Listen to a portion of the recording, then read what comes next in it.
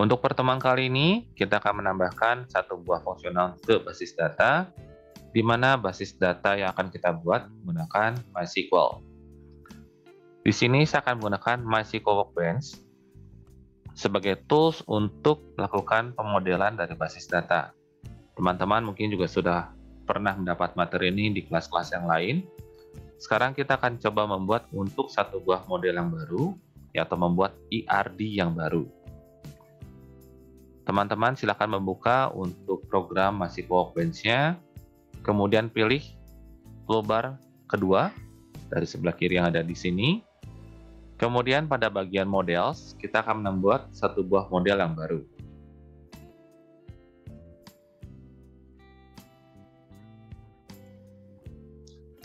Pada tampilan ini, kita dapat menentukan nama basis data yang nanti akan kita akses. Default dari MySQL Workbench, dia sudah memberikan namanya adalah MyDB. Bagian default ini dapat kita ubah. Caranya adalah dengan melakukan double klik pada tulisan MyDB-nya. Kemudian, MySQL Workbench akan menampilkan satu buah tab yang baru pada bagian sebelah bawah. Pada bagian ini, kita dapat mengubah nama basis data yang akan kita akses.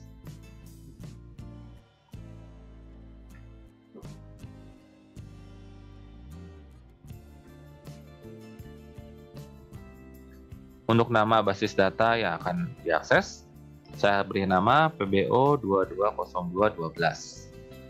Kalau teman-teman mau memberikan nama yang lain, saya persilakan. Namun pastikan pada saat nanti penulisan kode programnya, teman-teman juga menggunakan nama sesuai dengan nama basis data yang dibuat di sini. Tahap berikutnya adalah pembuatan ERD. Nah, untuk pembuatan ERD-nya, teman-teman dapat melakukan double klik pada tombol add diagram yang ada pada di atas sini. Kemudian MySQL akan membuka satu buah tab baru, namanya adalah EER diagram atau Enhanced Entity Relationship Diagram.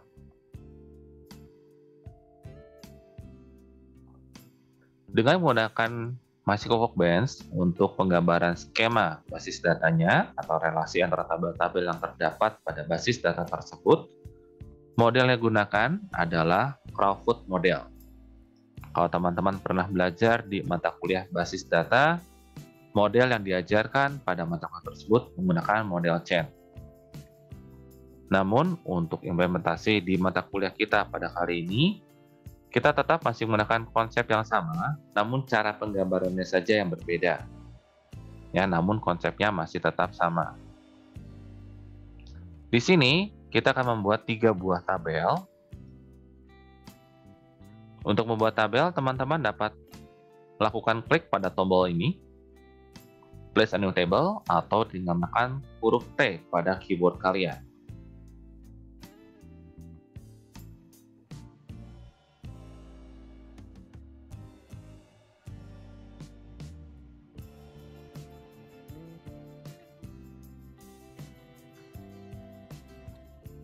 Untuk skema ERD yang akan kita buat saat ini, studi kasus yang akan diangkat adalah untuk user, itu yang pertama. Jadi nanti user dapat melakukan login ke dalam aplikasi. Kemudian, tabel 1 dan tabel 2 ini akan digantikan dengan tabel department dan tabel student, sesuai dengan model yang pernah kita buat pada pertemuan minggu yang lalu. Untuk melakukan edit pada masing-masing tabel, teman-teman cukup double klik pada nama tabelnya. Kemudian mengubah nama tabel pada tab yang muncul pada bagian bawah.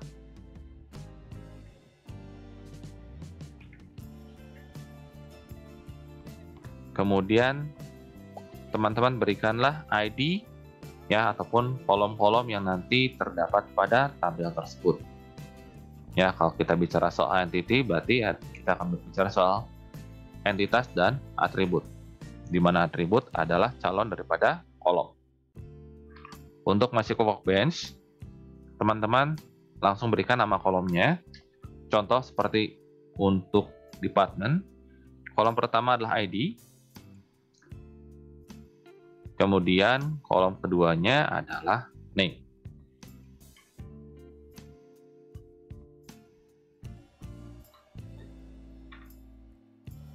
Untuk nama kolom, di sini saya akan menyesuaikan dengan nama-nama kolom yang sudah kita buat pada pertemuan minggu yang lalu pada kelas department dan kelas student. Saya akan buat seperti ini, teman-teman, sehingga teman-teman bisa melihatnya. Minggu yang lalu, kita sudah membuat dua buah kelas pada bagian entity, yaitu adalah kelas department dan kelas student. Sekarang, dua kelas ini akan kita buat tabelnya, sehingga nanti kita dapat memetakan atau melakukan mapping antara tabel-tabel dan kolom-kolom di basis data menjadi kelas di Java. Di sini teman-teman dapat melihat untuk department nanti akan dipetakan ke kelas department. Ya, perhatikan penulisannya. Biasanya untuk penulisan nama tabel maupun nama kolom pada basis data semua saya akan menggunakan huruf kecil. Namun untuk kelasnya, nah ini ada code convention. Jadi untuk nama kelas huruf depannya pasti huruf besar. Kemudian tipe datanya juga di sini disesuaikan. Jika department ini memiliki ID-nya adalah int dan ini adalah varchar, maka pada kelas department atributnya adalah int id dan private string name.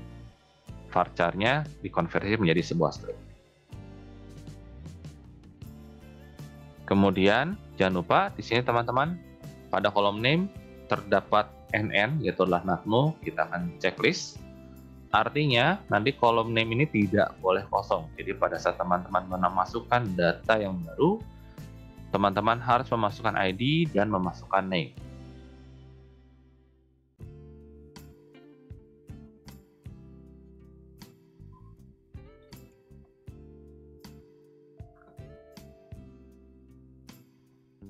Kemudian, setelah kita selesai dengan pembuatan kolom-kolom untuk department, kita akan memasukkan beberapa buah data pada department ini. Caranya adalah teman-teman lihat pada bagian bawah, ya, keterangan daripada tabel department. Pada bagian bawah terdapat columns, indexes, dan seterusnya.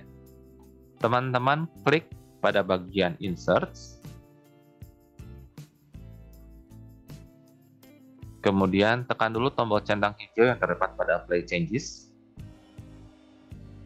Sehingga di sini nama-nama kolomnya sudah sesuai dengan nama kolom yang tadi kita buat pada saat pembuatan kolom. Ya, terdapat kolom ID dan terdapat kolom name. Silakan teman-teman memasukkan beberapa buah data yang akan dimasukkan ke dalam tabel department.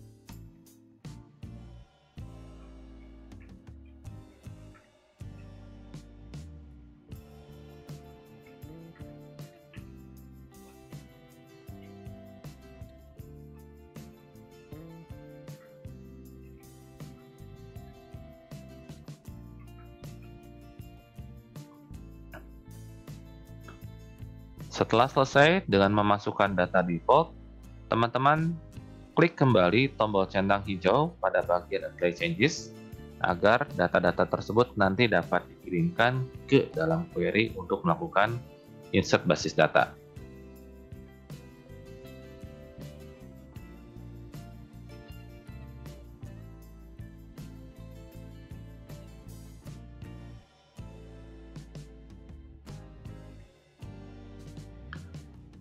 Setelah kita selesai dengan tabel department, kita akan melakukan editing untuk tabel student, di mana saat ini tabelnya masih berupa tabel 2. Di sini kita akan ubah namanya menjadi student. Kemudian kita sesuaikan data-datanya dengan data-data dari kelas student yang minggu lalu telah kita kerjakan.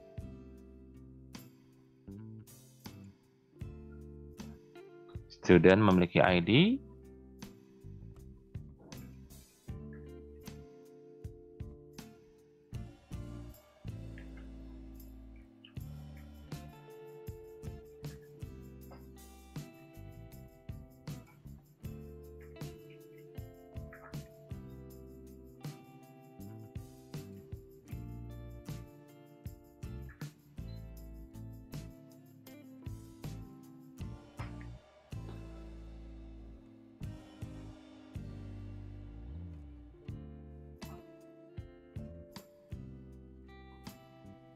Baik, ini adalah penggambaran untuk tabel student.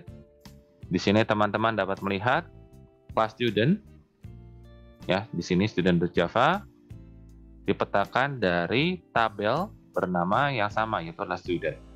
Nah, namun penulisannya di sini berbeda. Nama tabel di sini semuanya huruf kecil, namun nama kelas di sini huruf S-nya huruf besar.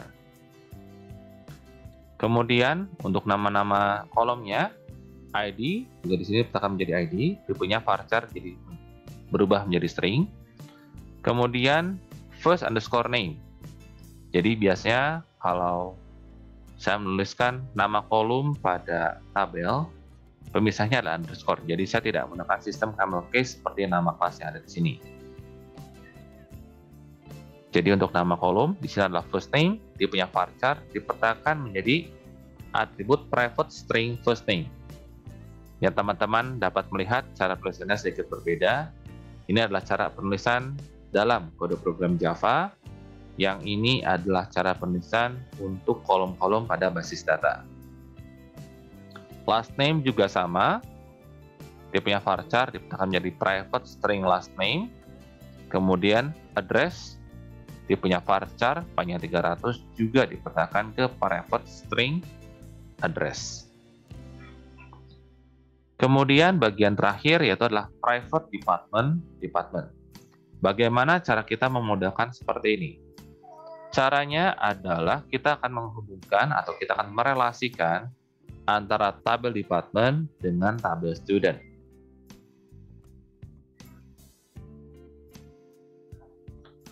Untuk relasi, seperti yang teman-teman ketahui, dalam relasi basis data terdapat 3 relasi, yaitu adalah one-to-one, one-to-many, atau many-to-many. Pada studi kasus yang kita kerjakan, relasi antara department dan student adalah one-to-many, di mana pada satu department atau pada satu program studi terdapat lebih dari satu mahasiswa, dan minimal pasti ada satu mahasiswa.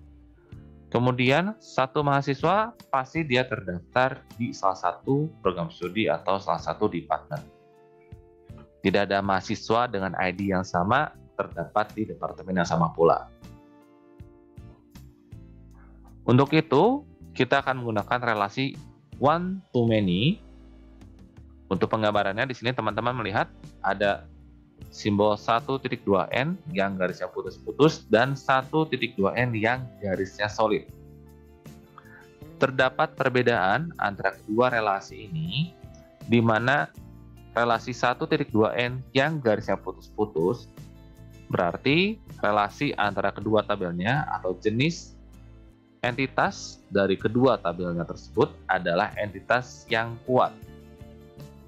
Namun, kalau 1.2n yang garisnya solid seperti ini, artinya entitas yang di many itu merupakan entitas yang lemah.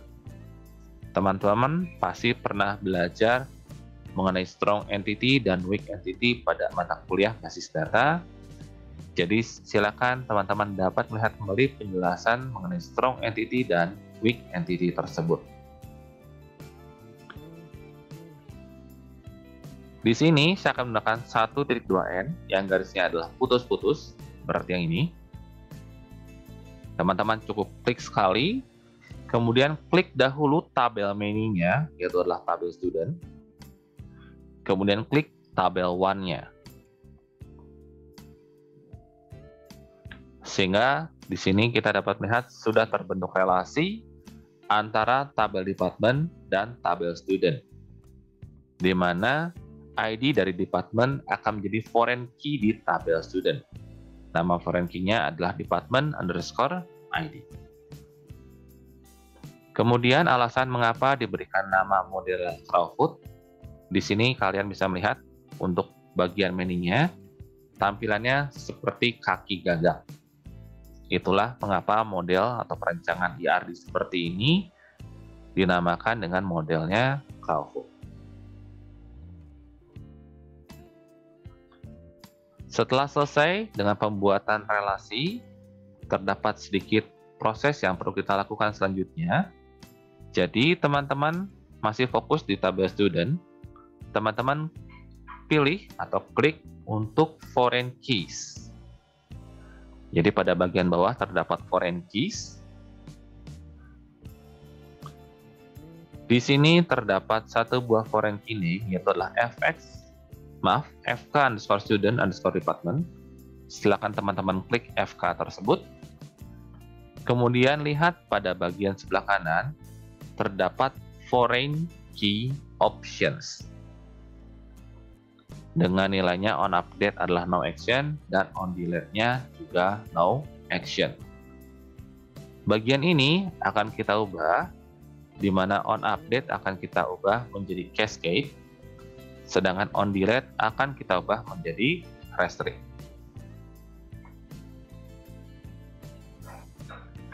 Fungsinya apa? Seperti ini, saya akan beri contoh.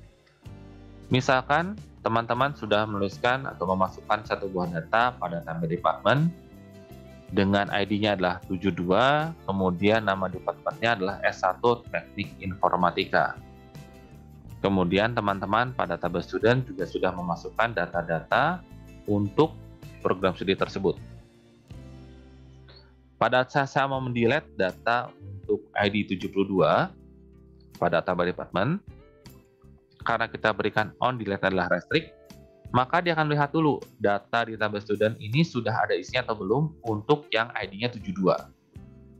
Jika sudah ada, maka dari MySQL akan melemparkan exception ya bahwa pada tabel student ini sudah ada data untuk ID atau department ID yang nilainya 72 yang ada di sini. Maka dari itu ID 72 tidak boleh dihapus.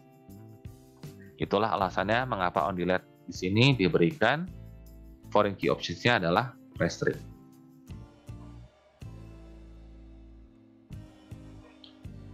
Kemudian, setelah kita selesai untuk menyusun tabel department dan student, saya akan menggunakan tabel ketiga ini untuk melakukan login atau untuk menuliskan data-data pengguna dari aplikasi yang sedang kita kerjakan. Tabel 3 saya akan ubah namanya menjadi tabel user.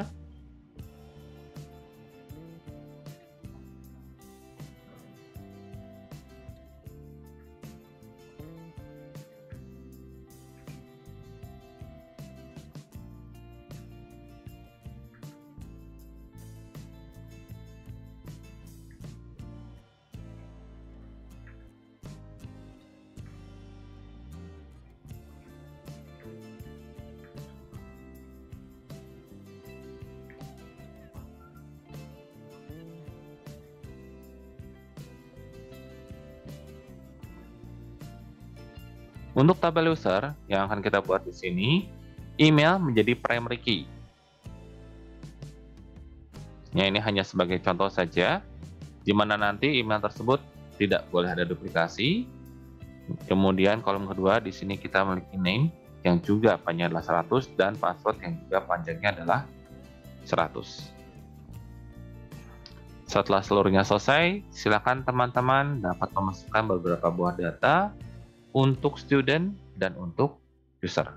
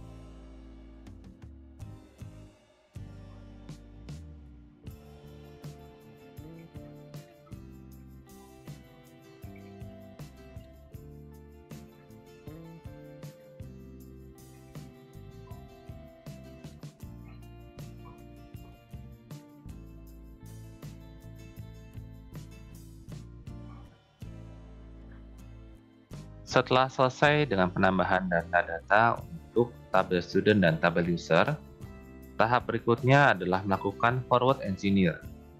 Proses forward engineer ini adalah sebuah proses untuk mengubah skema yang telah kita buat ini menjadi tabel dan kolom yang ada pada basis data sebenarnya. Teman-teman perlu perhatikan, ini adalah ERD ya, jadi hanya sebatas gambar saja, belum menjadi basis data. Untuk membuat gambar ini menjadi basis data, teman-teman silakan lakukan proses forward engineer. Proses melakukannya, teman-teman klik menu database, kemudian klik forward engineer. Akan muncul satu buah jendela yang baru. Di sini akan meminta untuk connection-nya. Pada bagian ini biasa kita biarkan dalam keadaan default. Next.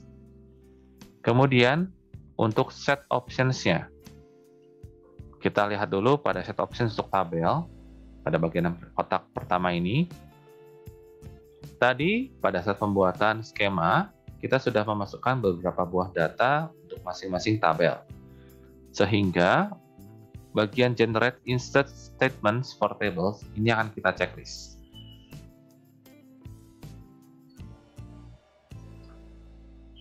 Kemudian kita lihat pada bagian code generation, kotak yang ketiga.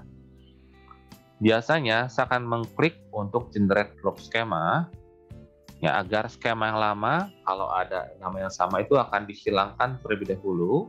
Kemudian kita memasukkan untuk skema yang baru. For example seperti ini.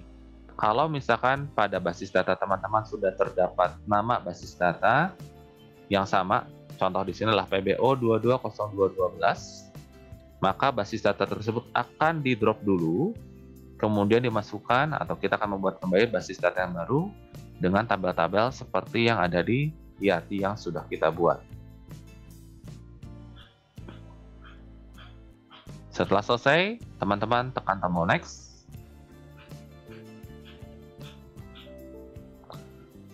Jika muncul error seperti ini, biasanya MySQL Server itu belum on. Ya, jika muncul seperti ini. Jika sudah on, maka nanti MySQL Workbench akan menanyakan password untuk koneksi ke basis data. Saya akan aktifkan dulu untuk service MySQL saya.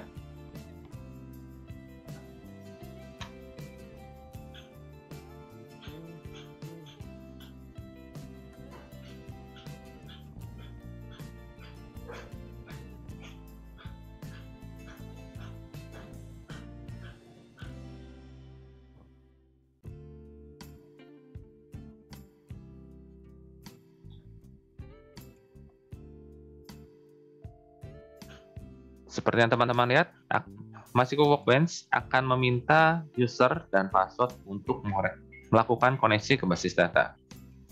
Silakan teman-teman isi dengan password yang kalian miliki.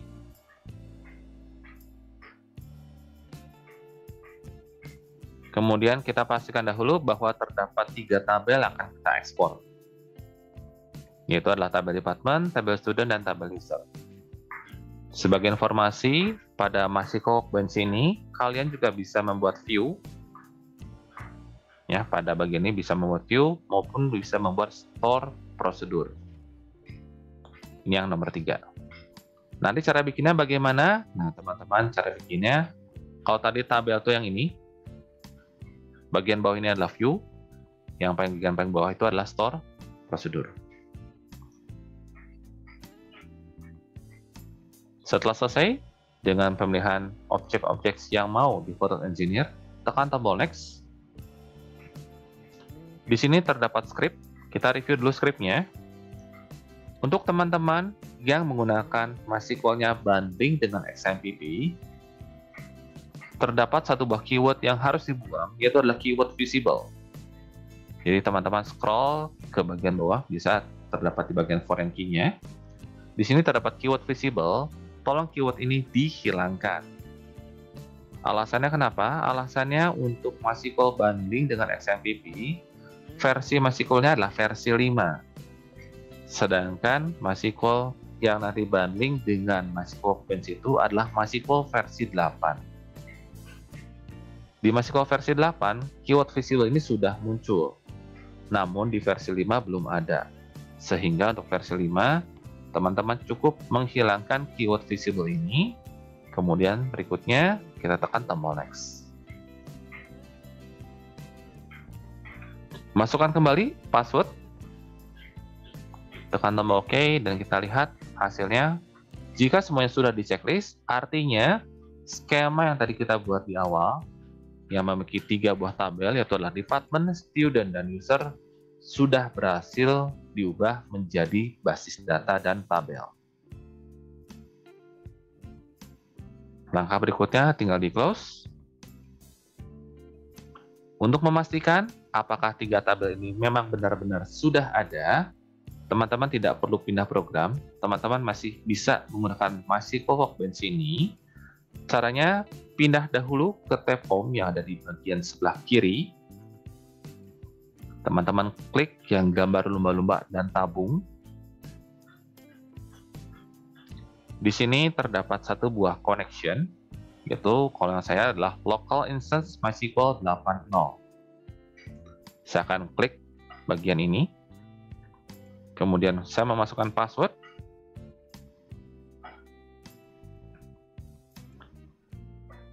Pada bagian skema, sebelah kiri di sini, ya, dia ada administration, ada skema. Kita sudah dapat melihat nama basis data PBO220212. Seperti nama yang tadi kita buat di awal. Ya, namanya sama. Jika saya expand untuk tab basis data ini, di dalamnya terdapat 3 buah tabel, itu adalah tabel department, tabel student, dan tabel user, di mana masing-masing sudah memiliki datanya. Kalau saya query, ini untuk yang department, teman-teman dapat melihat data-datanya, tabel student, dan tabel user.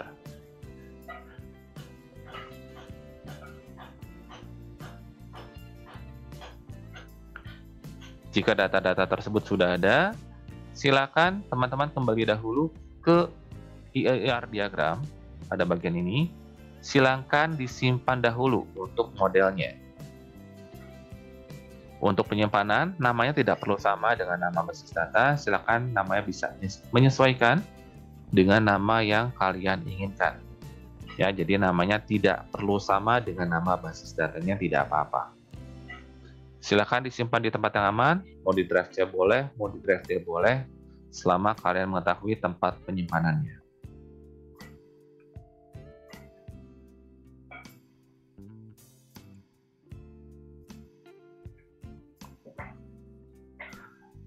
Tahap berikutnya, kita melihat untuk tabel department dan tabel student sudah dipetakan menjadi department.java dan student.java.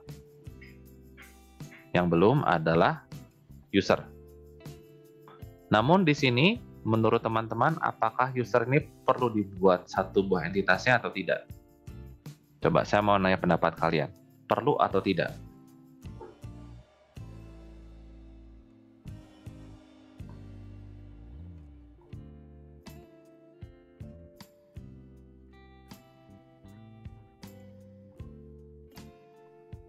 Maksudnya kayak kelasnya gitu. Betul. Apakah saya perlu membuat untuk kelas user atau tidak? Oh, saya perlu. Oke, menurut Jonathan perlu. Menurut yang lain? Menurut saya perlu, Pak. Oke, baik. Yang lain silakan. Coba saya mau tanya ke Nandi. Nandi, ada pendapat? Pakai sih, Pak. Pakai. Konfirmasi ya, satu orang lagi. Alvin, bagaimana Alvin?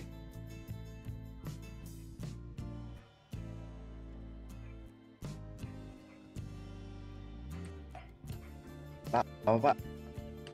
Perlu nggak saya membuat kelas user seperti kelas department dan student ini?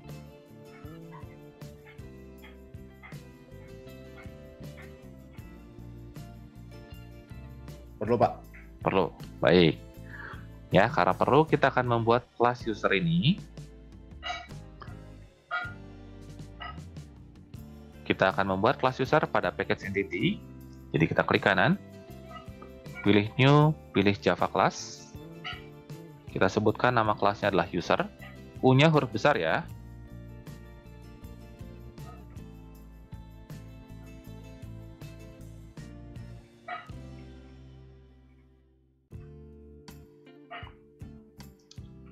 Kita sebutkan private string email, kemudian private string name, dan private string password.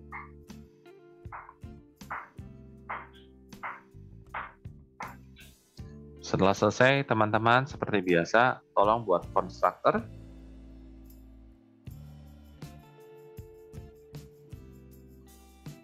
Pertama adalah constructor yang kosong.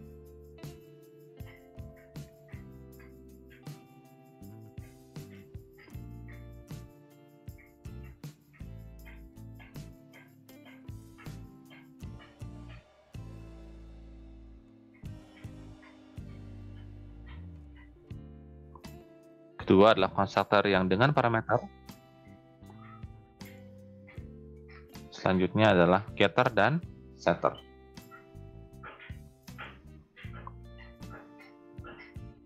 Untuk yang class user, pemataannya lebih mudah.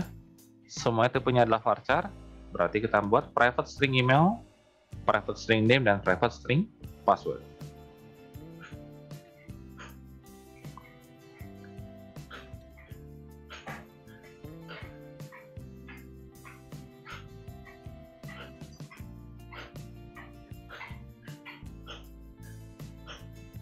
Tahap berikutnya, jika kita mau melakukan koneksi ke basis data, pertama-tama kita akan membuat kelas untuk koneksi terlebih dahulu. Sebenarnya kalau teman-teman mau caranya adalah sedikit lebih prosedural atau lebih sedikit barbar, teman-teman bisa langsung menuliskan script query-nya, script koneksi itu langsung pada button ataupun langsung pada table. Namun cara tersebut tidaklah efisien. Mengapa tidak efisien? Begitu teman-teman mengubah untuk koneksi ke basis datanya, for example, dari localhost pindah ke IP tertentu, atau misalkan nama basis datanya yang berubah, nah teman-teman perlu melakukan perubahan di semua form maupun semua tabel yang muncul. Jadi daripada kita repot-repot, kita mengganti banyak form, ya banyak kelas, kita cukup mengganti di satu kelas saja. Itulah kenapa untuk properti daripada koneksi tersebut akan dipisahkan. Untuk memisahkannya, saya akan memisahkannya pada package yang lain. Jadi saya akan membuat satu buah package yang baru. Saya berikan namanya adalah util. Kemudian, pada package util ini, saya akan membuat satu buah Java class yang baru. Saya beri nama MySQL util.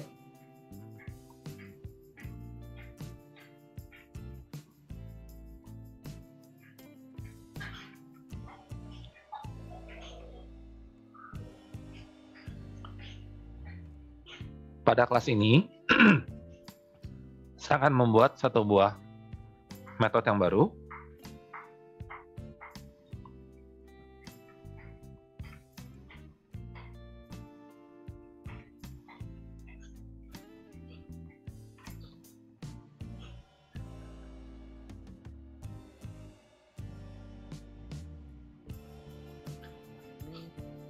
Di sini, teman-teman melihat saya akan mengembalikan satu buah kelas bernama class connection. Namun, buat teman-teman yang menggunakan IntelliJ versi 2021, class connection ini, kalau saya kontrol spasi maupun alt enter, tidak otomatis muncul. Ya, yang ada hanya connection pending exception, HTTP error connection, dan seterusnya.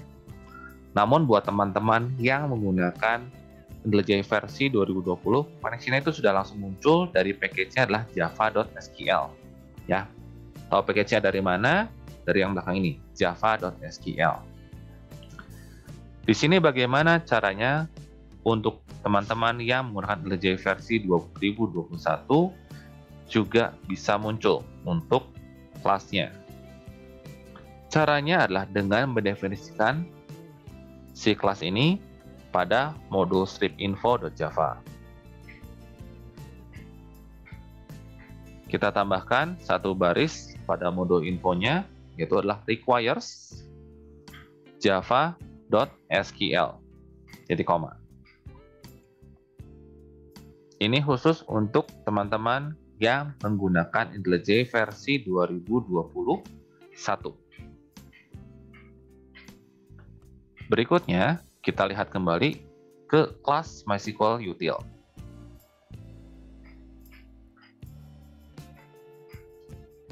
Alt Enter, kemudian saya akan pilih import class.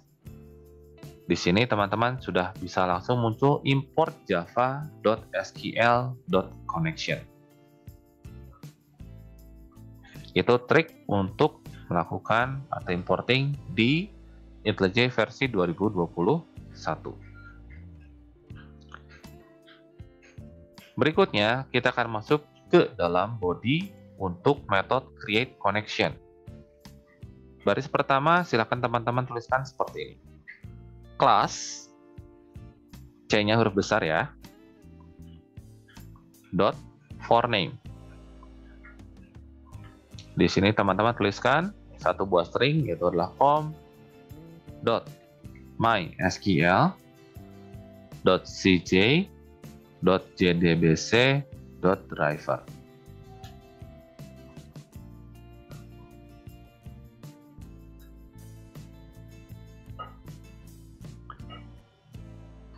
Khusus untuk teman-teman yang menggunakan MySQL versi bundling dengan XMPP, artinya teman-teman menggunakan MySQL versi 5, .cj ini tolong dihilangkan. Jadi buat kalian yang menggunakan MySQL versi bundling, cukup tuliskan com.mysql.jdbc.driver. Penulisannya tolong diperhatikan, jangan sampai salah.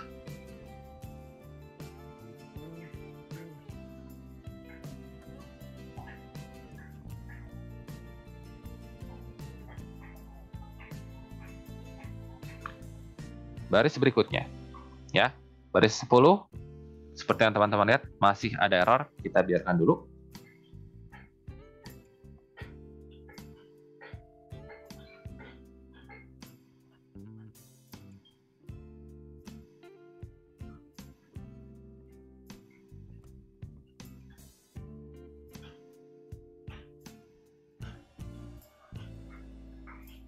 Baris berikutnya, kita akan membuat koneksi.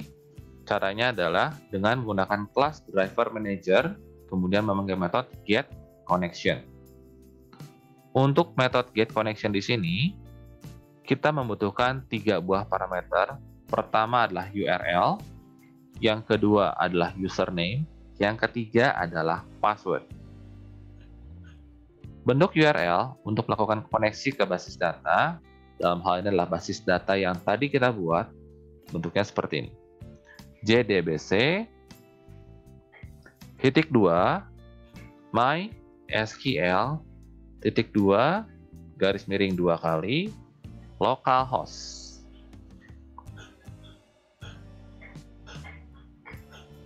Titik 2, portnya kita sebutkan. Port default untuk koneksi atau untuk komunikasi dengan MySQL adalah portnya 3306. Kemudian slash kembali, sebutkan nama basis data yang tadi teman-teman buat. Tadi nama basis data dapat kita lihat pada bagian ini. PBO 220212. Ini nama basis data yang saya buat. Kalau teman-teman menuliskan nama yang lain, silakan disesuaikan.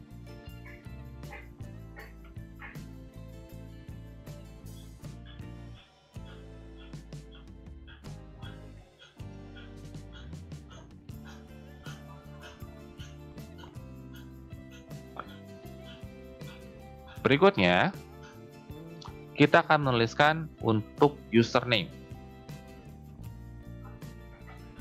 Username default untuk kalian biasanya adalah root tanpa password. Namun, bagi yang sudah setting untuk username dan passwordnya, kalian bisa menggunakan username dan password tersebut. Sebagai contoh, saya sudah menggunakan username yang lain.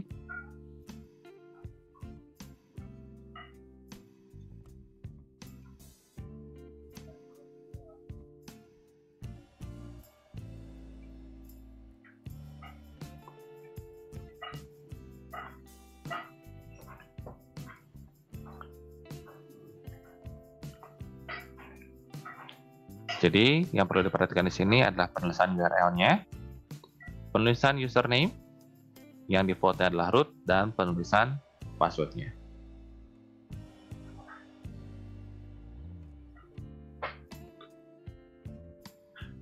Baris berikutnya kita akan tuliskan seperti ini, connection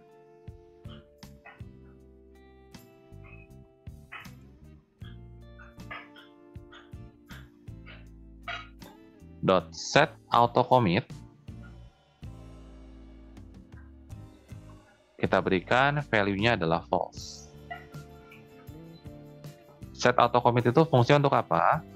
Fungsinya untuk semua query yang dikirimkan, untuk query insert, update, delete, itu tidak akan langsung di-commit meskipun query benar, ya, namun akan menunggu satu buah perintah dari kita, yaitu adalah transaction.commit. Jadi kalau misalkan ceritanya kita sudah setuju dengan query-nya nanti berhasil execute, dari MySQL akan tunggu dulu satu buah perintah, yaitu adalah commit-nya. Jika commit itu sudah deal, jadi cerita commit itu adalah deal-nya. Kalau sudah deal, baru nanti query tersebut atau hasilnya akan dimasukkan ke dalam tabel. Namun jika belum commit, maka meskipun query kalian sudah benar, data tersebut tidak akan masuk atau tidak akan berubah. Bagian terakhir dari baris ini yaitu adalah return connection. Jadi ini adalah bentuk dari kode program untuk membuat koneksi ke basis data. Kemudian kita akan melakukan perubahan untuk kode-kode program yang masih garis bawah merah. Pertama, untuk yang class.forName terlebih dahulu, saya akan lakukan Alt-Enter. Kemudian saya akan memilih Add Exception to Method Signature. Sehingga muncul seperti ini. Jika teman-teman mengingatnya, pada saat pembuatan metode tadi, tidak ada keyword throws class not found exception. Ya, ini baru muncul setelah teman-teman menambahkan add exception pada metode signature. Lakukan hal yang sama untuk metode get connection. Alt Enter. Kemudian teman-teman pilih add exception to method signature.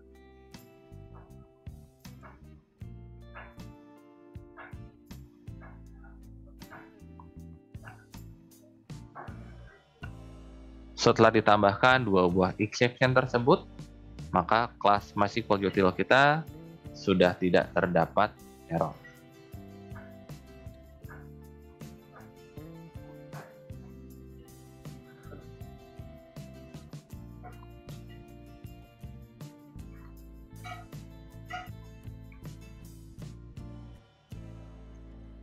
Tahap berikutnya, setelah kita membuat kelas untuk melakukan koneksi ke basis data, kita akan membuat metode-metode untuk melakukan query ke basis data yang sudah kita buat.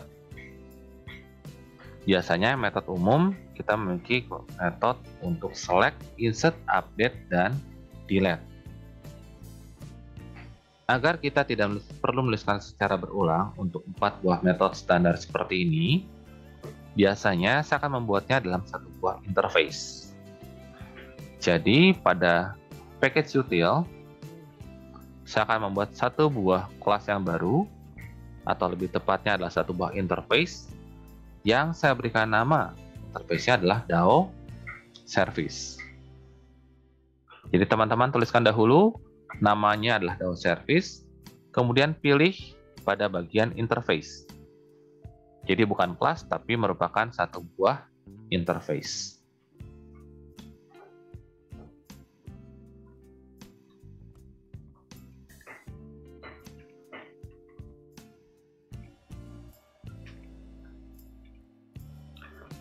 Interface ini karena nanti akan diimplementasikan untuk tabel user, kemudian tabel department dan student, kita akan berikan generic class. Jadi saya akan buat generic classnya itu adalah type D.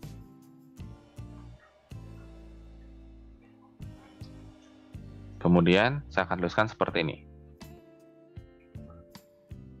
List of T, kita sebutkan fetch all. Kemudian int add data dengan parameter adalah si generic tadi, si T.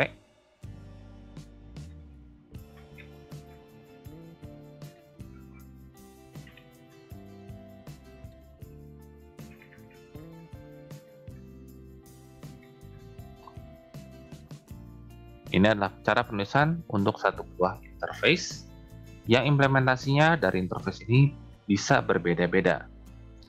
Contoh, jika nanti interface DAO-Service ini diimplementasikan pada kelas department DAO YMPL, maka nanti listnya T ini akan berubah menjadi list of department. Add data, T ini juga nanti akan berubah menjadi department. Seperti itu. Namun, jika diimplementasikan pada student DAO YMPL, maka nanti list yang ada di sini akan menjadi list student, add data juga add data student, dan seterusnya.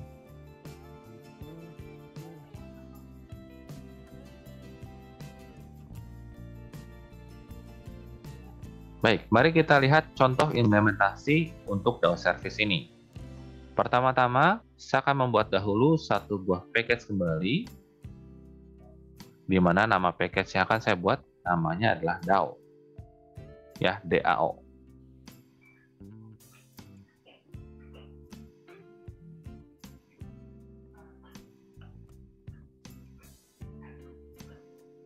Pada DAO ini, saya pertama-tama akan membuat satu buah kelas terlebih dahulu, yaitu adalah department DAO YMPL.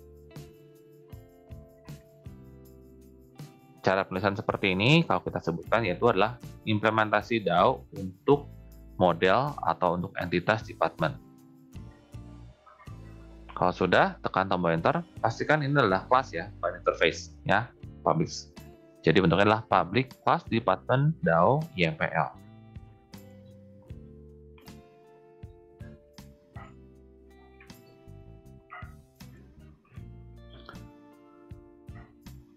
Untuk mengimplementasikan DAO-Service pada kelas department DAO YMPL ini, kita akan tuliskan implements, kemudian kita tuliskan DAO-Service. Pada bagian ini, kita statekan DAO-Service ini untuk entitas yang mana. Apakah untuk department, apakah untuk student, atau untuk kelas-kelas yang lain. Di sini, yang akan kita implementasikan adalah untuk kelas department. Jika sudah, tekan tombol Alt Enter, kemudian pilih Implement Methods. Pada jendela yang muncul, teman-teman dapat melihat kita memiliki 4 buah metode yang harus diimplementasikan. Ada fetch all, add data, update data, dan delete data. Kita akan implementasikan semuanya.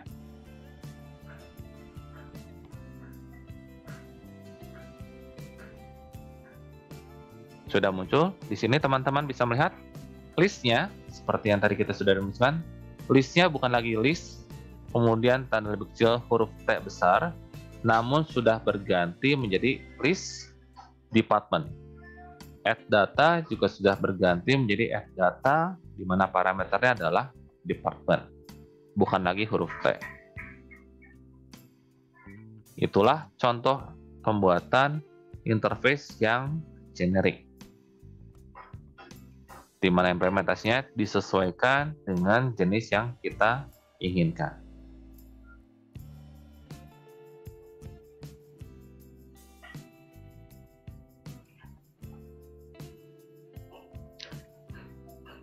Setelah kita melakukan untuk implementasi dari interface yang kita buat, di mana interface tersebut memiliki 4 buah metode, kita akan menuliskan kode program untuk melakukan query ataupun untuk menambahkan data. Jadi yang hari ini kita akan fokus untuk mengambil data, yaitu di method fetchAll, dan untuk menambahkan data di sini. Baik. Berikut adalah kode programnya.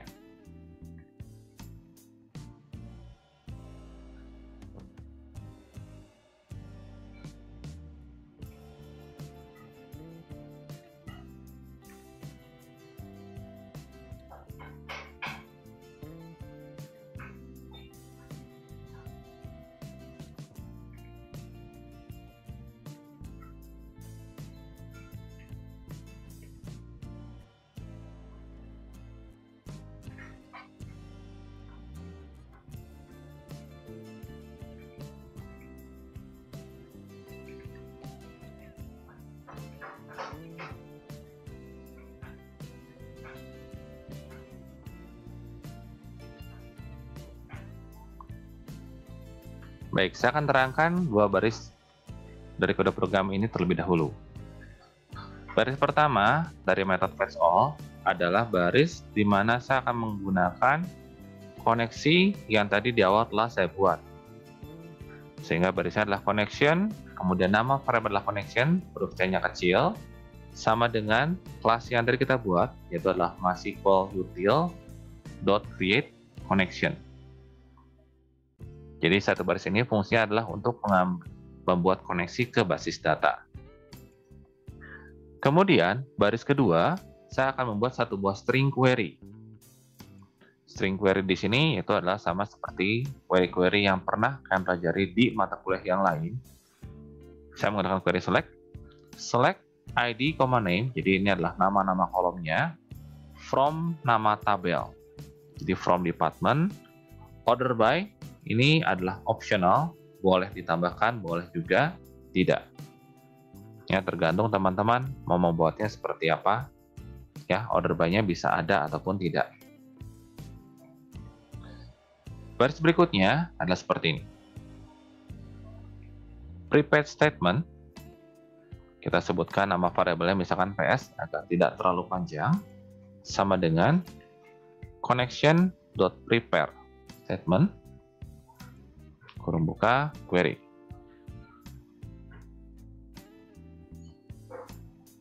Ya, untuk yang error-error seperti biasa akan kita handle di bagian belakang.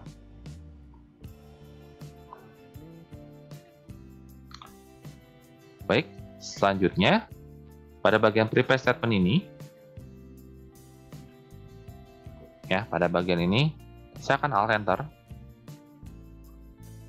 Ya, kita lihat dahulu.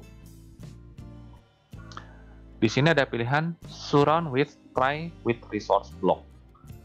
Nah, fungsinya untuk apa? Bagian ini fungsinya adalah jika si prepare statement tersebut sudah selesai dieksekusi, ya otomatis nanti prepare statement tersebut akan ditutup. Fungsinya seperti itu. Ya, jadi biasanya kalau kita bikin koneksi di awal kan kita buka jalur ceritanya. Begitu koneksi tersebut sudah selesai, maka jalur tersebut harus kita tutup. Tujuannya apa? Agar koneksi tersebut bisa digunakan oleh koneksi yang lain atau untuk resource yang lain. Jadi tidak dibiarkan kosong. Jadi bagiannya akan saya pilih surround with try with resource block. Sehingga bentuknya menjadi seperti ini. Berikutnya, hasil dari prepare statement yang pada baris 19 ini akan kita eksekusi, kemudian kita masukkan ke dalam sebuah result set.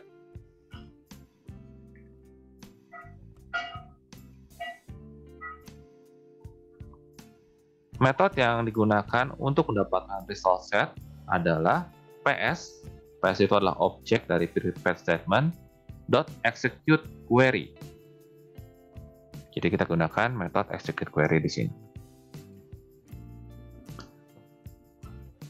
Result set juga sama seperti prepared statement, setelah digunakan tolong ditutup sehingga teman-teman bisa alt enter kemudian pilih surround with try with resource block. Sehingga bentuknya menjadi seperti ini. Berikutnya, kita menggunakan while.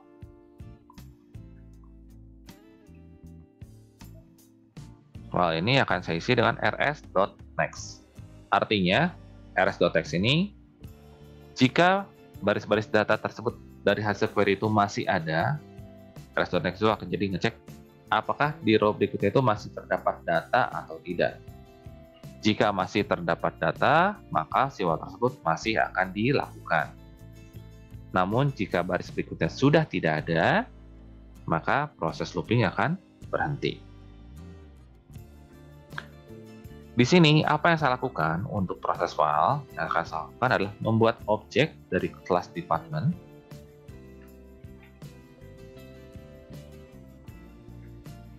Kemudian, saya melakukan setter.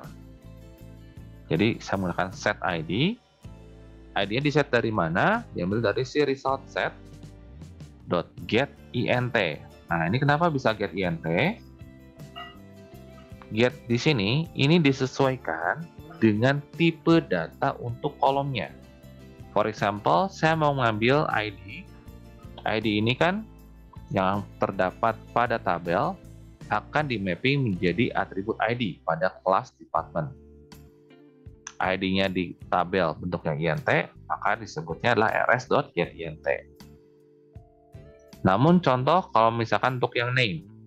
Name tipe datanya untuk di tabel adalah varchar.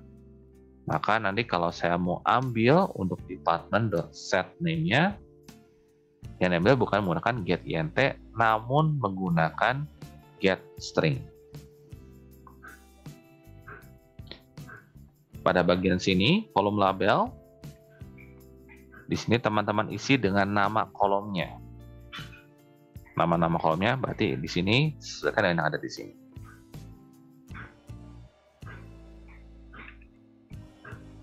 Yang bawah juga sama.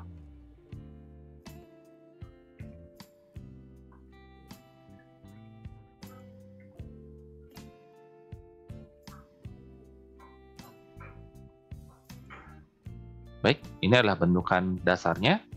Jadi pertama-tama teman-teman bikin koneksi, bikin satu buah query berjenis string, buat prepare statement. Ingat ya, tadi prepare statement blok try-nya tidak saya buat manual. Ya, namun menggunakan Alt Enter. Kemudian result set-nya juga. Nah, di dalam result set terdapat satu buah blok file. Artinya di sini, ya setelah selesai tiap pengulangan, saya mempunyai satu buah objek department yang baru. Namun, karena kita bentukan return daripada metode ini adalah list of department, jadi departemen bisa lebih dari satu, saya akan membuat dahulu sebelumnya. Jadi, saya akan enter di atas ini. Saya membuat satu buah list of department. Saya berikan nama variabelnya, misalkan adalah departments, sama dengan new array list.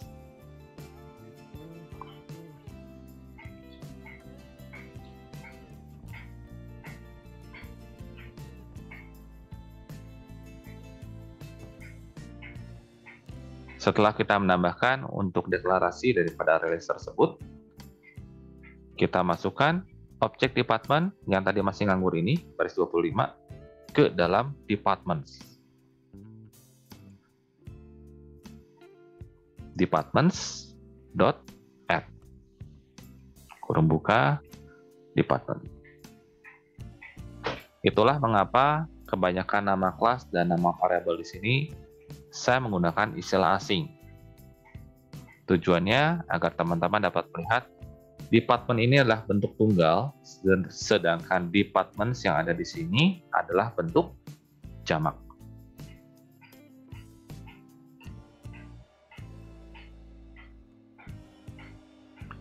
Kemudian terakhir, ya sebelum kita return si department tersebut, kita lihat connection juga harus kita tutup. Sehingga di sini saya akan Alt Enter kembali, kemudian pilih surround with try with resource block. Bentuknya jadi seperti ini. Jadi terdapat 3 blok try. tapi semuanya di-generate oleh IntelliJ. Jadi teman-teman tidak ada yang perlu ngetik si blockchain itu satu persatu. Terakhir, return ini diganti dengan return departments.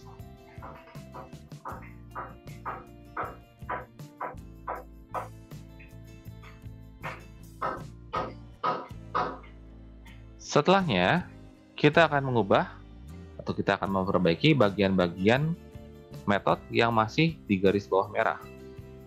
Kita akan perbaiki dulu dari atas pada baris 20 untuk kode program saya. Saya akan Alt Enter pada bagian ini.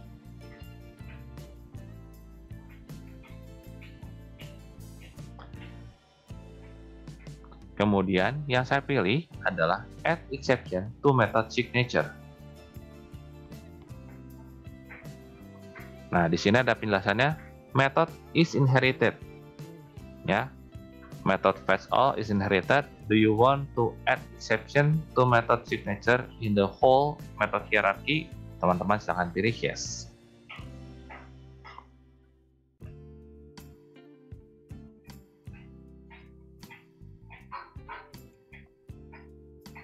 Begitu terdapat pilihan yang tadi, nah teman-teman juga melihat bahwa pada interface .service ketambahan throws SQL exception, class not found exception, di mana tadi bentukan ini belum ada.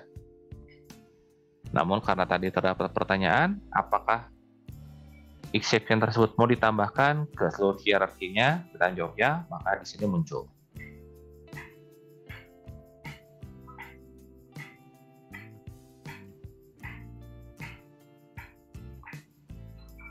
Kemudian untuk metode add, ya basic daripada add ini hampir sama seperti metode untuk fetch all. Sehingga saya akan lakukan copy paste pada baris 21 sampai dengan 33. Ini saya copy dahulu. Kemudian saya pindahkan ke dalam metode add.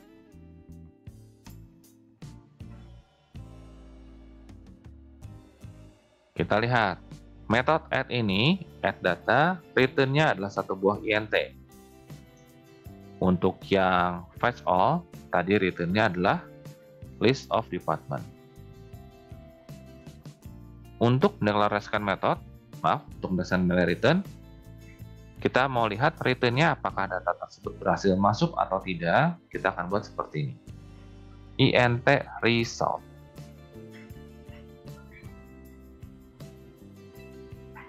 Kalau teman-teman mau membuat nilai ini default sama dengan 0, ini juga boleh, tidak masalah. Kemudian, query-nya akan kita ganti dengan query untuk memasukkan data. Yaitu adalah insert into nama tabel, yaitu adalah department, ID, name, values, tanda tanya, tanda tanya. Ini adalah string query-nya. Kemudian query tersebut dimasukkan ke dalam prepare statement.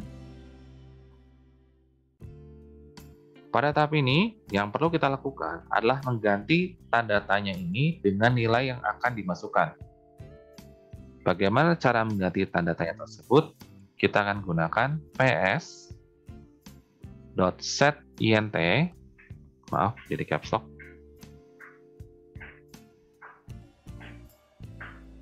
satu. Nah, mengapa di sini saya sebutkan set int?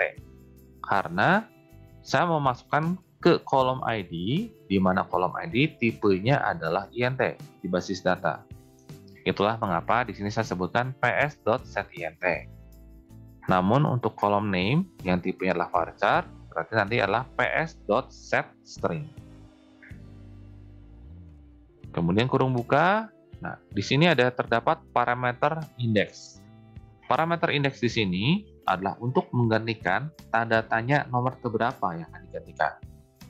Jadi jika di sini saya tulis 1, maka dia akan menggantikan tanda tanya nomor 1 yang ini. Namun kalau saya tuliskan di sini adalah 2, maka tanda tanya nomor 2 lah yang nanti akan digantikan. Itu untuk parameter indeks. Bagian kedua, adalah nilai yang nanti akan dimasukkan. Di sini nilai yang akan dimasukkan diambil dari objek department yang terdapat pada parameter method yang ini. Jadi department.getID. Baris berikutnya, ini yang tadi saya informasikan kepada kalian.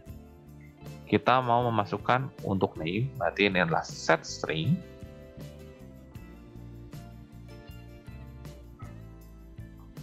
Dengan parameter indeksnya adalah parameter nomor 2. Dan nilai yang dikirimkan ke dalam tanda tanya tersebut bukan lagi get ID, namun adalah get name. Seperti ini.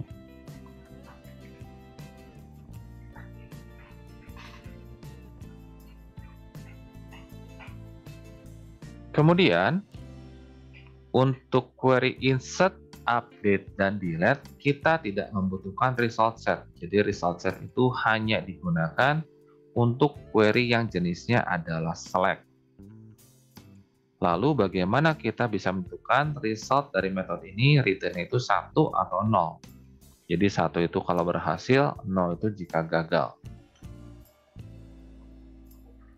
Untuk menentukannya, bagian try result set ini akan saya hilangkan dahulu. Ini akan saya buang. Kemudian saya akan gantikan dengan if kurung buka ps.executeUpdate tidak sama dengan 0. Saya akan terangkan dulu untuk metode executeUpdate. Metode executeUpdate adalah metode yang digunakan untuk query insert, update, dan delete, di mana hasil return dari metode ini adalah jumlah baris yang terdampak. Sebagai contoh, kalau saya memasukkan satu buah data, berarti nanti jika query tersebut berhasil di-execute dan di-commit, maka nilai return-nya adalah 1. Namun, jika saya memasukkan 2 data sekaligus, dengan metode executeUpdate ini, maka return-nya adalah 2. Itulah metode executeUpdate. Di sini kita lihat ps.executeUpdate tidak sama 0, artinya terdapat minimal 1 row yang berubah. Jika terdapat 1 row yang berubah, kita bisa sebutkan result sama dengan 1, connection titik commit.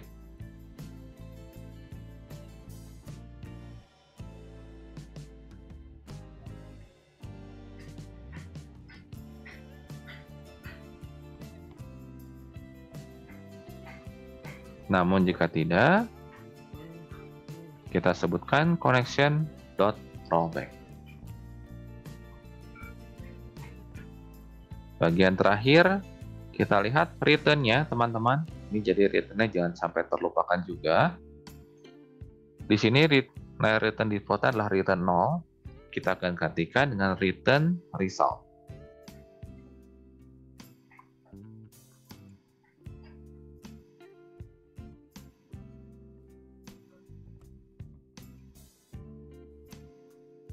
Setelah mengganti untuk return result-nya, tahap berikutnya sama seperti tahap yang ada pada fetch all. Kita akan Alt Enter pada metode create connection. Kemudian kita akan tambahkan add exception to method signature. Dia akan menginformasikan method is inherited. Do you want to add exception to method signature in the whole method hierarchy? Kita pilih yes. Begitu kita tambahkan, semua error-error tersebut yang ada di sini itu sudah hilang, dan interface service yang tadi kita buat di awal juga sudah bertambah untuk throws SQL exception dan class not found exception-nya.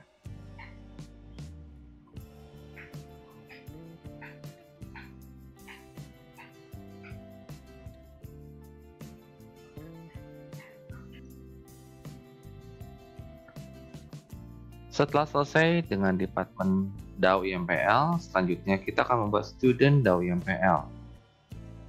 Basicnya untuk student DAWI-MPL ini tidak terlalu jauh berbeda dengan departemen DAWI-MPL. Karena itu kita bisa melakukan copy paste untuk kelas departemen DAWI-MPL. Kemudian yang kita copy, kita pastekan di tempat yang sama, kita ubah namanya menjadi student DAWI-MPL.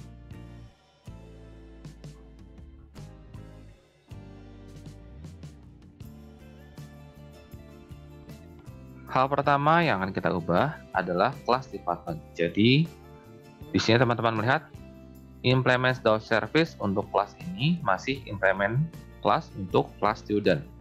Maaf, kelas department.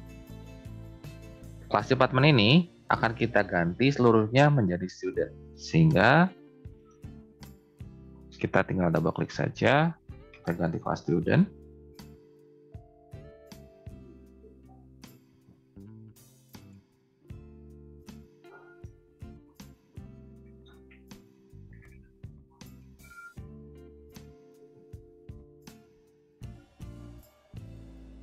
Kemudian kelas student ini akan menggantikan pada baris 20 yaitu adalah public list department gantikan menjadi public list student. Kemudian baris 21 yaitu adalah untuk yang list student di sini. Kemudian baris 39 untuk deklarasi method add data. Pada bagian parameter departemennya diganti menjadi student. Lakukan juga hal yang sama untuk update data dan delete data. Kemudian ubahlah nama parameternya sehingga sesuai dari departemen yang D-nya kecil menjadi student yang S-nya kecil, ya sesuai dengan penamaan variabel.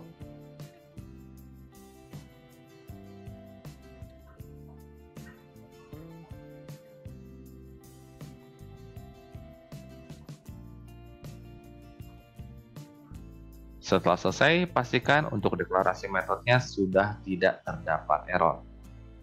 Seperti contoh yang teman-teman lihat pada kode program yang saya miliki.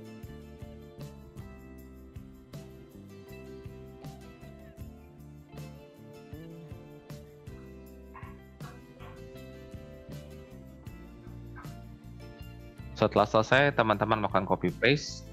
Tadi dari awal adalah copy paste untuk file dari departemen DAWI-MPL menjadi student DAWI-MPL. Kemudian langkah kedua, mengganti implementasi dari DAO service untuk kelas department menjadi DAO service untuk kelas student dan mengganti seluruh metode-metodenya. Berikutnya kita akan mengerjakan dahulu untuk metode fetch all. Pada baris pertama dari isi kode function atau metode untuk fetch all, ini adalah list student, namanya masih departments. Saya akan gantikan dulu dengan nama sesuai, yaitu adalah students. Kemudian, pada baris yang kedua, saya akan mengubah nama query-nya. Jadi, query untuk student kan pada student terdapat ID, first underscore name, last underscore name, address, dan department ID. Sehingga query-nya saya akan ubah menjadi ini, teman-teman. Select ID, first underscore name, last underscore name, address, department underscore ID, name. From-nya adalah from student. Kemudian teman-teman bisa menggunakan inner join, ya ataupun bisa disingkat menjadi join.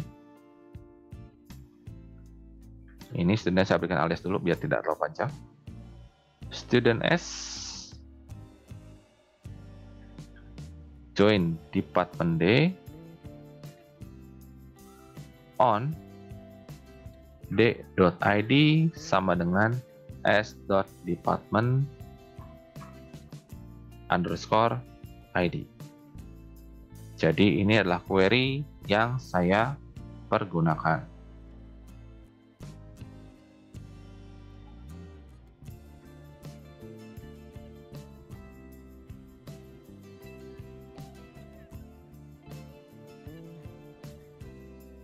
select ID, first name, last name, address, department ID, name.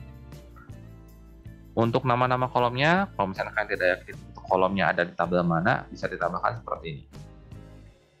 Bisa s.id, kemudian s.first name, kemudian s.last name, s.address, kemudian s.department ID,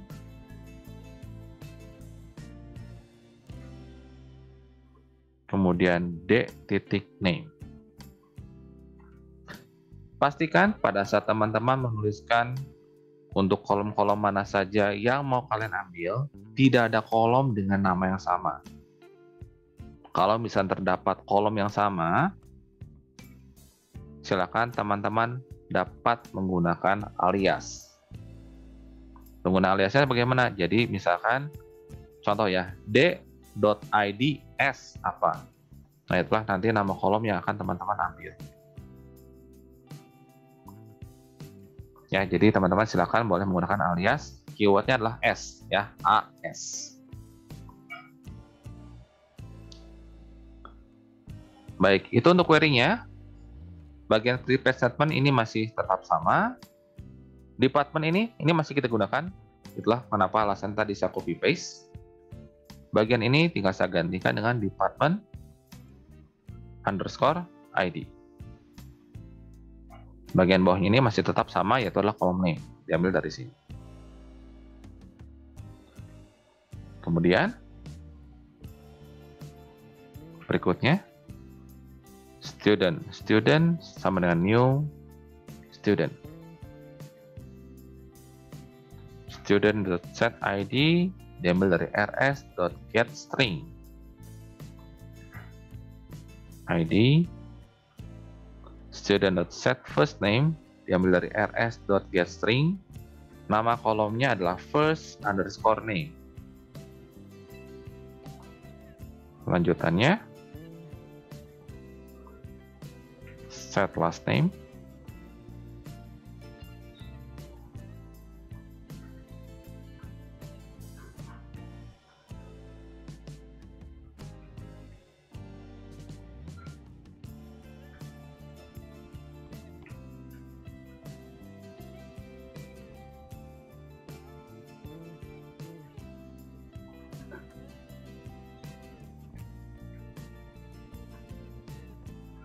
Bagian terakhir adalah untuk set department-nya.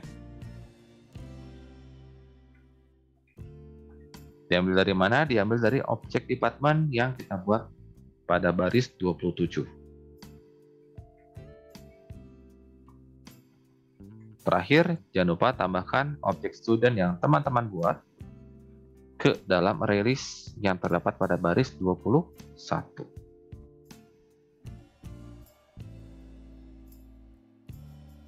Inilah bentuk fetch all untuk satu buah tabel yang memiliki query join. Jangan lupa teman-teman, pada bagian return-nya, ini objek atau variable department sudah tidak ada, sehingga kita gantikan jadi students.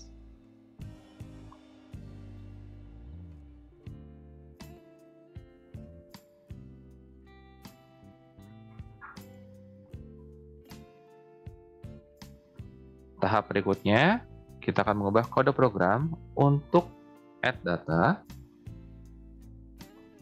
di mana query yang akan kita ubah, yaitu adalah insert into student, kurung buka ID, first_name, last_name, address, department_ID. Jadi terdapat 5 buah kolom.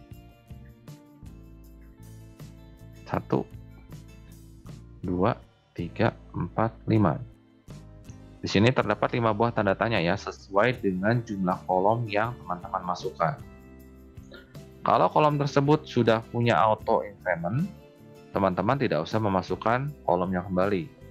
Ya, jadi tidak usah memasukkan ID. Contoh untuk yang di kasus yang sekarang sedang kita kerjakan, untuk kolom maaf, untuk tabel department dan tabel student, kedua-duanya kan inputnya harus diisi ya, ID harus diisi. Sehingga ID tersebut tetap muncul pada bagian query. Namun kalau misalkan ID pada tabel department diberikan auto increment, nanti pada saat insert into departmentnya kita cukup sebutkan namanya saja.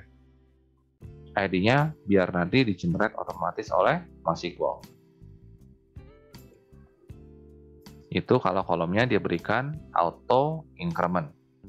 Ya, jadi kolom AI-nya diberikan checklist. Kembali ke kode program untuk add data. Setelah query-nya kita ubah, terdapat 5 buah tanda tanya, kita akan mengubah prepare statement untuk value-value yang nanti akan dimasukkan. Pertama, itu adalah set string untuk parameter pertama atau untuk tanda tanya pertama, diambil dari student.getID. Silakan teman-teman lakukannya untuk parameter 2, 3, 4, sampai 5.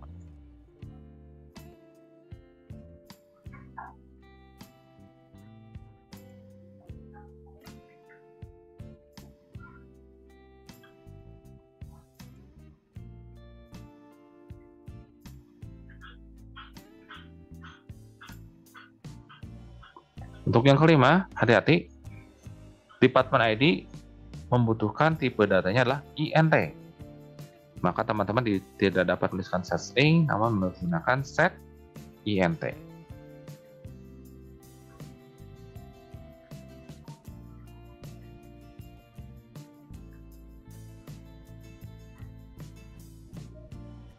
Bagian bawahnya masih tetap sama. Jadi ini adalah kode program untuk menambahkan data ke dalam tabel student menggunakan konsep DAO, Data Access Object.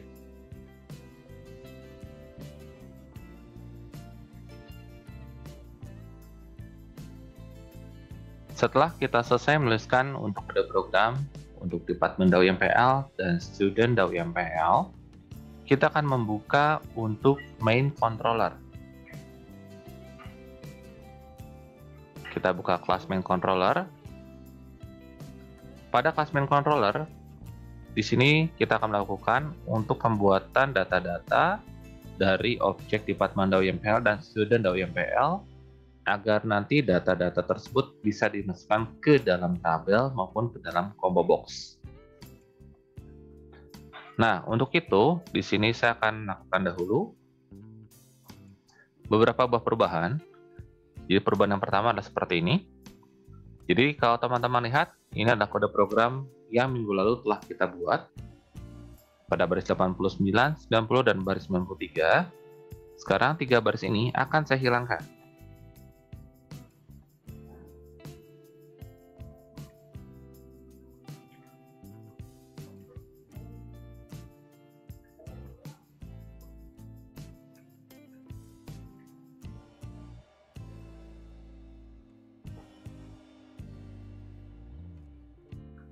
Baris tersebut akan saya hilangkan. Kemudian, nanti akan saya gantikan dengan kode program untuk melakukan pengambilan data ke basis data. Nah, untuk melakukan pengambilan data ke dalam basis data tersebut, tadi kita sudah membuat 2 kelas yang berkaitan dengan hal tersebut, yaitu adalah Department DAO YMPL dan Student DAO YMPL. Pada kelas main controller, kita akan membuat instance daripada 2 kelas tersebut.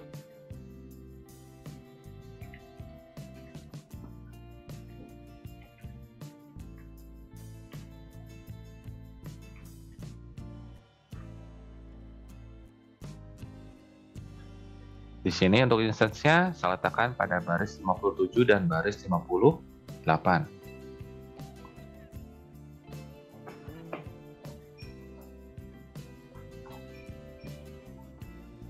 Tahap berikutnya, kita akan lakukan inisiasi untuk 2 variabel yang tadi baru saja kita buat pada metode initialize. Jadi pada metode yang ada di bawah sini, saya akan tuliskan Department DAO sama dengan new department.dao IMPL kurung buka kurung tutup. Kemudian student.dao sama dengan new student.dao IMPL kurung buka kurung tutup titik koma.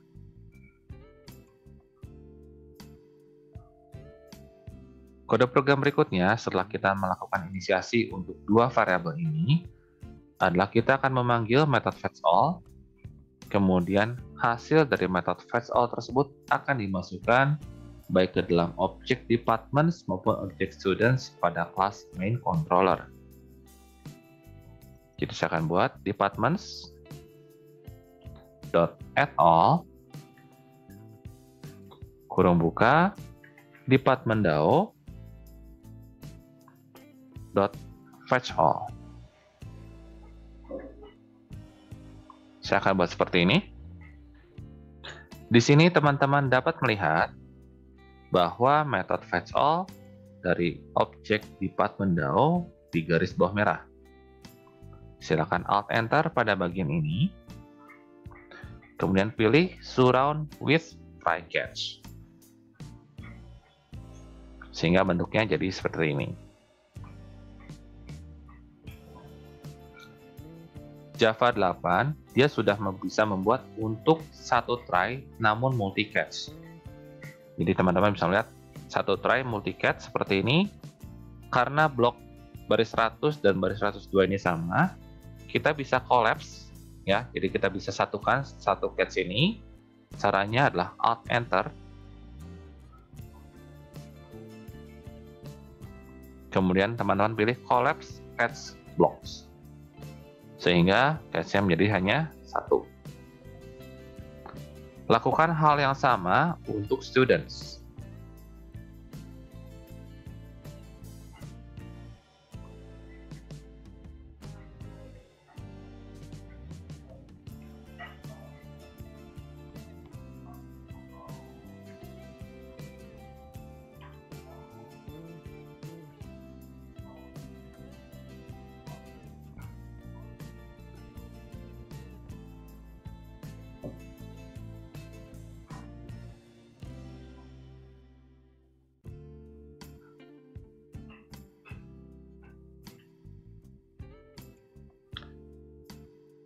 Tahap berikutnya, setelah teman-teman menuliskan kode program untuk mengambil data dan dimasukkan ke dalam salah satu variabel untuk observable ArrayList, agar aplikasi yang kita buat bisa dijalankan dan data tersebut berhasil dimunculkan, kita perlu menambahkan library. Jadi silakan teman-teman pilih File, kemudian pilih Project Structure,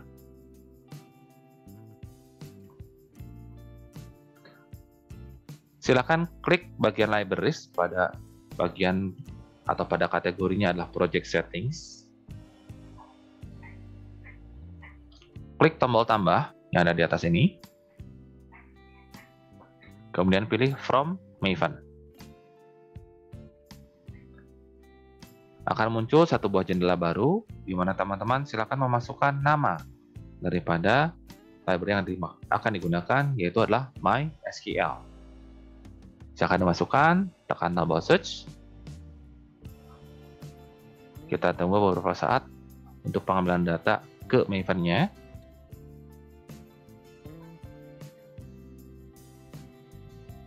Di sini datanya sudah muncul. Terdapat MySQL untuk yang paling baru ini adalah versi 8.027. Jika saya scroll ke bawah sampai versi yang 5, versinya 2.0.14. Untuk teman-teman yang menggunakan MySQL versi banding dengan XMPP, teman-teman silakan pilih MySQL konektornya yang depannya versi 5, yang paling baru aja. Jadi kalian pilih yang 5.1.49. Namun bagi teman-teman yang menggunakan MySQL standalone, jadi langsung download dari MySQL servernya, teman-teman boleh menggunakan yang versi 8.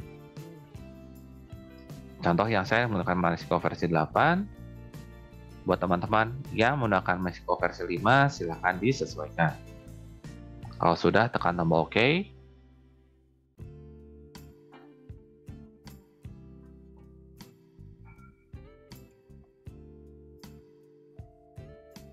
Oke, kembali pada jendela yang muncul ini. Terakhir untuk project structure-nya kita tutup dengan menekan tombol J.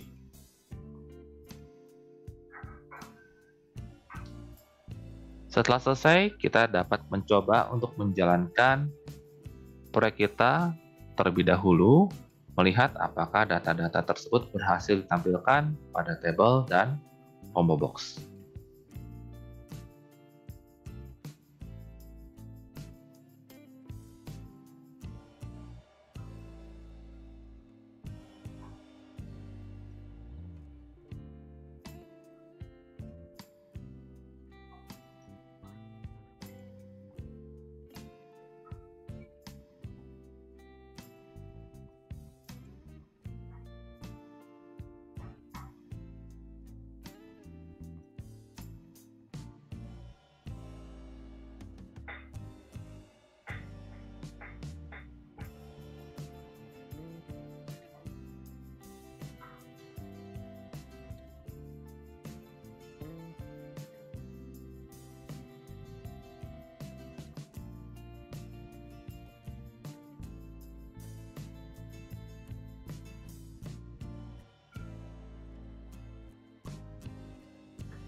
Baik, jika masih terdapat error, contoh error seperti ini, untuk teman-teman yang menggunakan IntelliJ versi 2021, teman-teman bisa cek kembali untuk modul info.java-nya, tambahkan baris untuk opens.com.nama kalian, .nama project, .controller.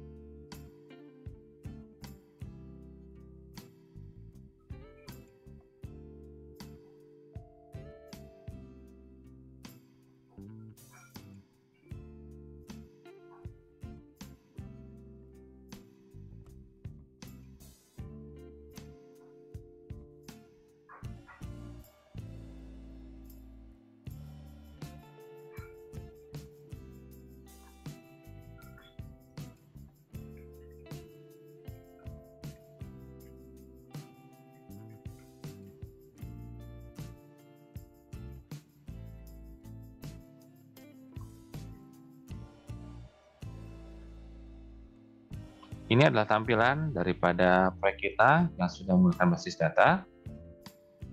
Jika dilihat, di sini terdapat 3 buah data, di mana data itu di-sort by name, sesuai dengan query yang tadi kita masukkan. Kemudian, untuk yang data saya, di sini juga terdapat 3 buah data untuk mahasiswa, yang masing-masing sudah muncul, baik untuk ID, untuk nama, dan untuk departemennya. Jika saya klik tombol untuk browse, atau untuk penambahan daripada data departemen, kita juga sudah bisa melihat 3 buah data yang ada di sini.